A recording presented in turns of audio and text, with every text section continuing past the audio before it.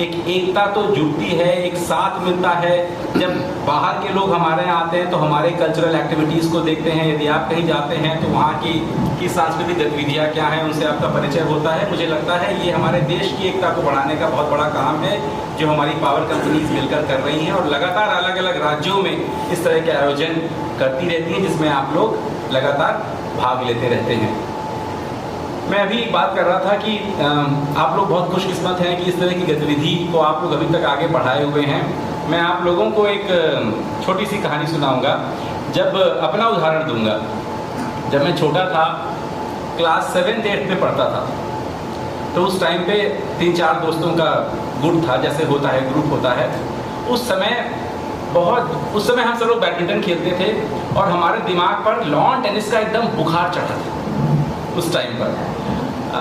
और सारे जितने ग्रैंड स्लैम टूर्नामेंट्स थे उसको फॉलो करते थे, देखते थे। पहले फ्रेंच ओपन हुआ, फ्रेंच ओपन चला गया, तो उसके बाद फिर एक हफ्ते बाद विंबलडन हुआ, ऐसे फिर 2 और ग्रैंड स्लैम्स हुए और लगातार कौन जीत रहा है, कौन हार रहा है, सबकी एकदम माइन्यूटली फॉलो करते थे।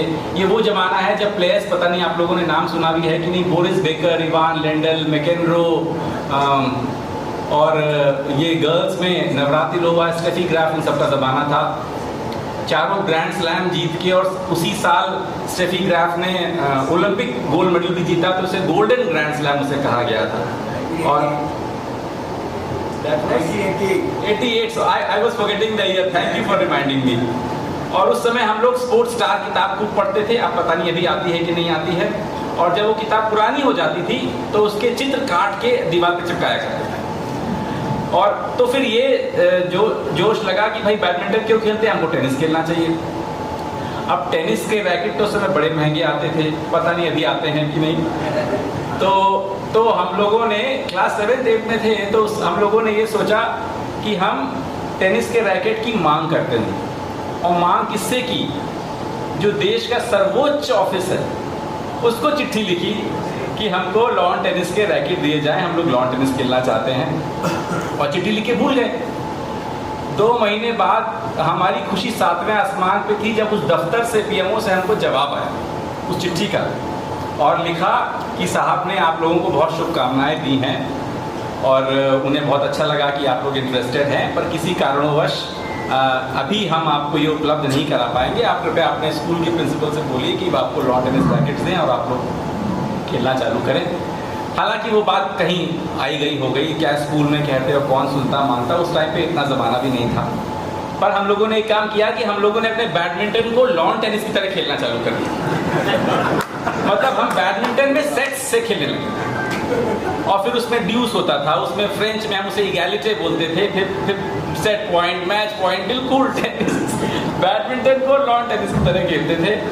फिर धीरे धीरे वो बात पीछे रह गई, बोर्ड एग्जाम आ गए, पढ़ाई लिखाई, डॉक्टरी इत्यादि में लगे। इसीलिए मैं आप लोगों से कह रहा हूँ कि आप लोगों ने कोई सपना देखा और आप लोग आज इस नौकरी में आने के बाद भी ऑफकोर्स अपनी मेहनत से आप लोग मेहनत कर रहे हैं, तभी उस लाइन में हैं। आप वो कर पा रहे हैं जो आप करना चाहते थे। आप लोग बहुत खुशकिस्मत हैं।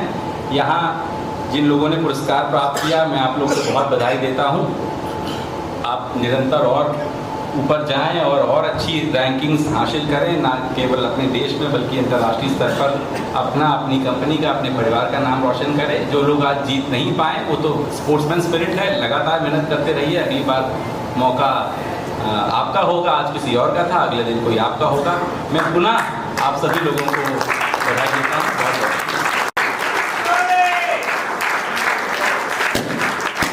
केरल के नौजवान अपने कंधों में ट्रॉफी को संभाले हुए